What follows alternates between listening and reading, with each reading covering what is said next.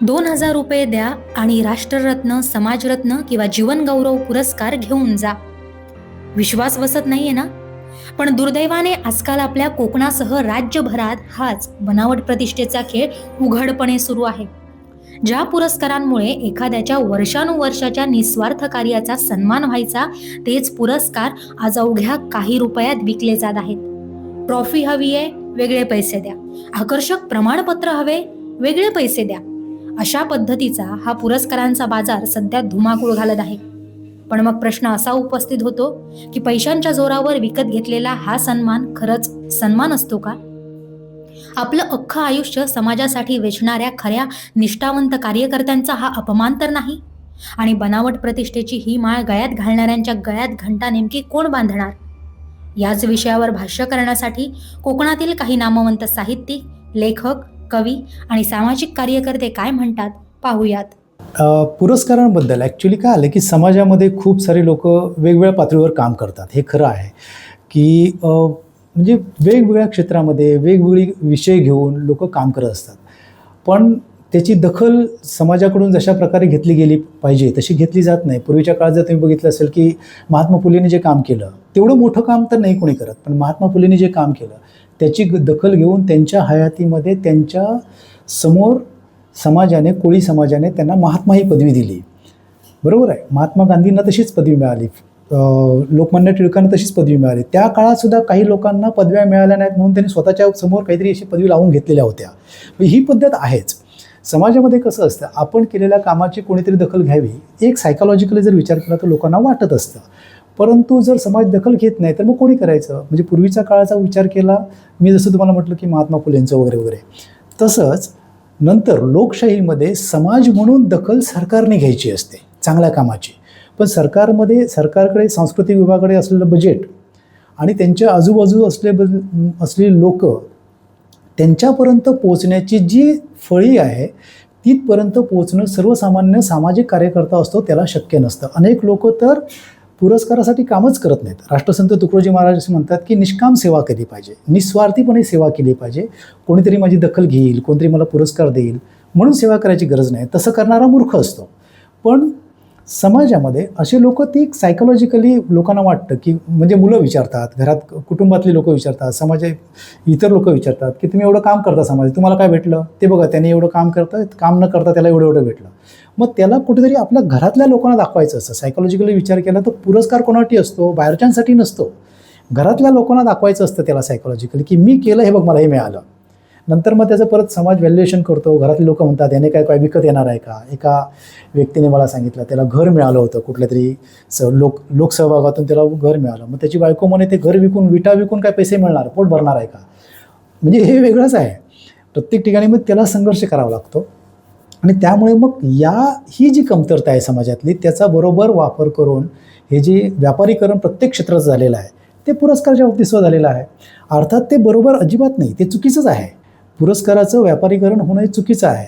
परंतु जर समाज स्वतःहून पुढे येऊन देत नसेल तर मग लोक काय करतात की असं विकत घेतात. आणि ती बरोबर बाजू पकडून हे धंदा करणाऱ्या लोकांनी केलेला आहे. सरकारने जर याला सर्व पुरस्कार जर योग्य पद्धतीने द्यायला सुरुवात केली, पूर्वीसुद्धा सरकारी मिळणारे पुरस्कार, आदर्श शिक्षक पुरस्कार मिळाला की चर्चा व्हायची, अरे त्याने तर तो शिक्षक असाच होता, तो असाच होता, पेपरला बातम्या यायच्या. मग तो पुरस्कारसुद्धा डाऊटफुल होता.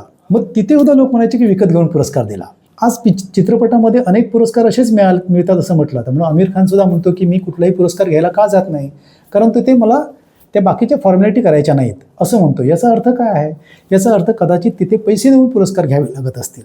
त्यामुळे पैसे देऊन पुरस्कार मिळणं ही काही नवीन गोष्ट नाही आहे, पण ती वाईट गोष्ट आहे. म्हणजे मी जर काम करत असेल तर मला समाजाकडून परतफेड काही मिळाली पाहिजे अशी अपेक्षा ठेवणं हेच मुळात चुकीचं आहे. परंतु जे अपेक्षा ठेवतात त्यांना विकत घ्यावं लागतं, तेही चुकीचं आहे. आणि याला कुठेतरी आळा सरकार पातळीवर जर झाला किंवा समाज जागृत झाला, समाजाने खरंच काम करणाऱ्या खऱ्या माणसांची दखल घ्यायला सुरुवात केली ना, तर ॲटोमॅटिक हे व्यापारीकरण चालेल. पुरस्कार असतं काय? Token of appreciation. एक तुम्ही चांगलं काम केलं, शबास.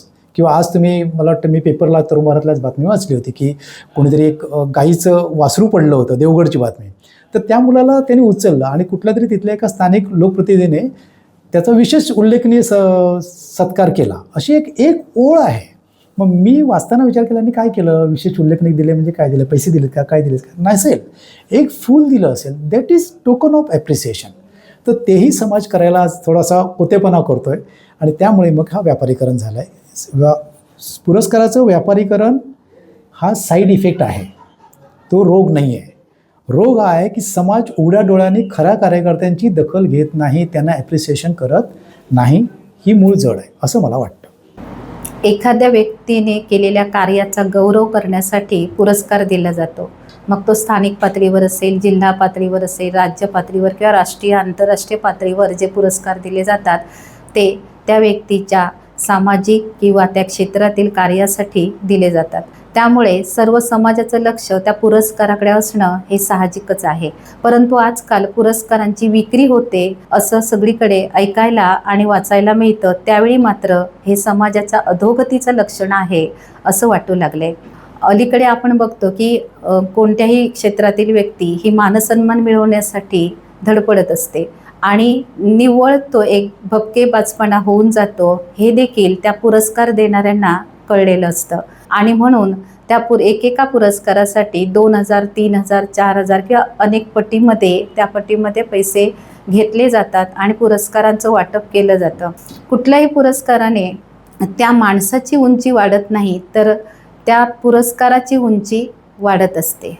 कारण असं आहे की ज्या व्यक्तीला पुरस्कार दिला जातो तो त्या क्षेत्रातील जर वाकबगार असेल, त्या क्षेत्रातील तज्ज्ञ असेल आणि त्याचं कार्यश्रेष्ठ असेल तर नक्कीच त्या पुरस्काराची उंची वाढते.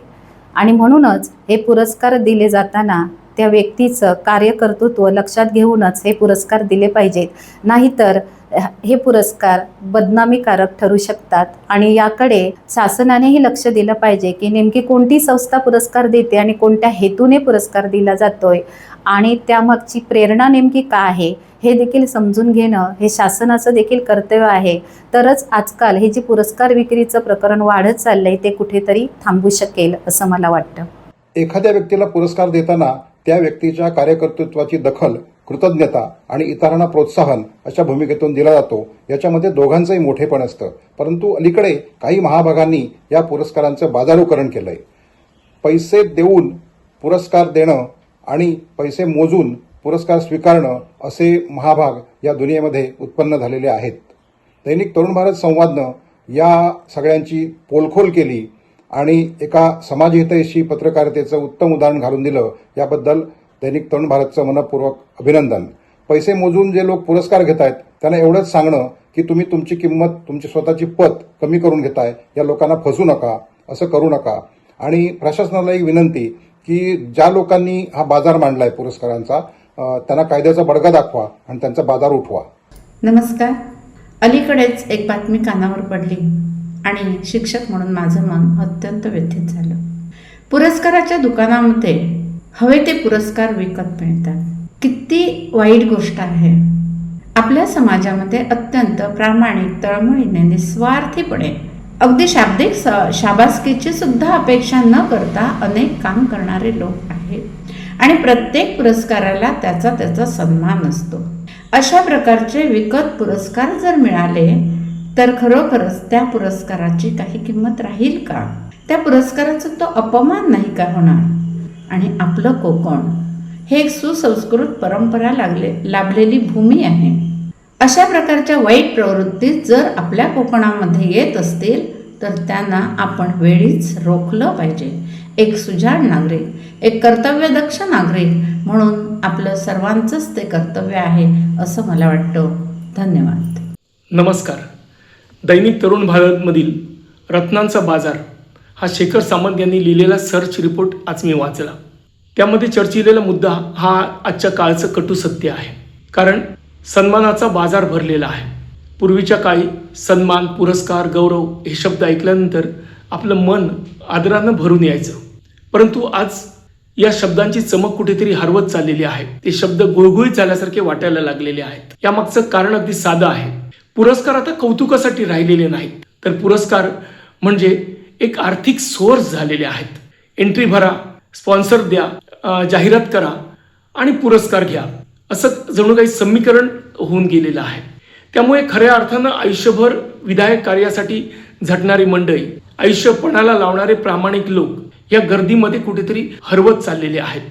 मित्र हो, पुरस्कार महत्त्वाचा नसतो, पुरस्कार मोठा नसतो, तर त्या ज्या व्यक्तीला मिळाला त्याचं काम मोठं असतं. आणि थोडक्यात समाज जेव्हा त्या व्यक्तीचं मोल त्याच्या कामावरून करायला शिकेल तेव्हा खऱ्या अर्थानं या पुरस्काराच्या बाजाराला अर्थ प्राप्त होईल. नमस्कार, मी कल्पना तेंडुलकर.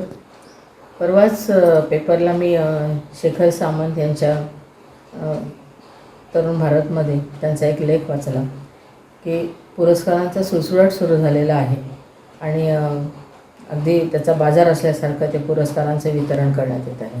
हल्ली अनेक NGO अशा झालेल्या आहे की त्या पैसे गोळा करतात, समाजसेवेच्या नावाखाली पैसा गोळा करतात आणि वेगवेगळ्या विविध क्षेत्रातील लोकांना ते पुरस्कार देतात.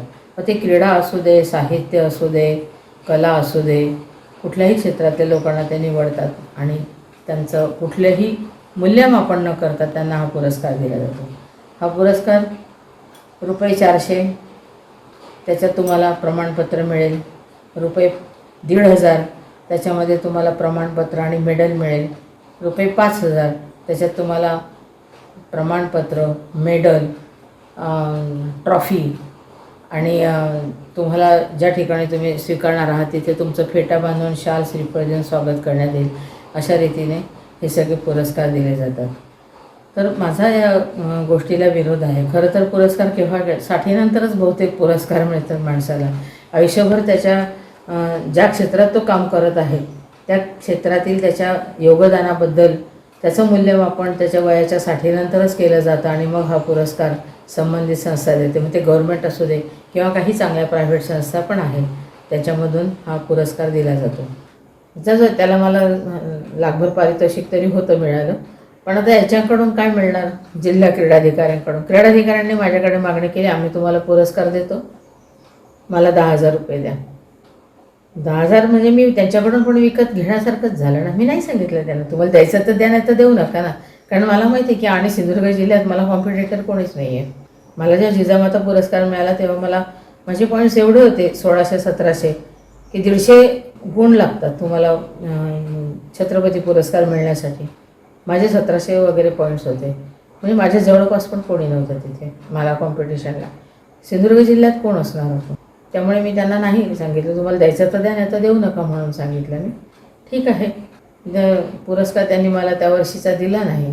तर असं NGO क्षेत्रामध्ये तो होतं, पण गव्हर्नमेंट क्षेत्रामध्ये पण अशी मागणी केली जाते तेव्हा खूप वाईट वाटतं की आम्ही आमचं आयुष्यभर प्रसंगी आम्ही एवढे पैसे सिंधुदुर्ग जिल्ह्यामध्ये जमत पण नाहीत. त्यावेळी आम्ही आमच्या खिशातले पैसे घालून असोसिएशन चालवतो आणि जेव्हा आम्हाला अगदी वृद्धपणे जेव्हा आम्हाला ही अशी वेळ येते की कोणीतरी आम्हाला खरोखर आमच्या कामाचं कौतुक केलं पाहिजे तेव्हा अशी पैशाची मागणी होते, त्यावेळी खरोखर खूप वाईट वाटतं.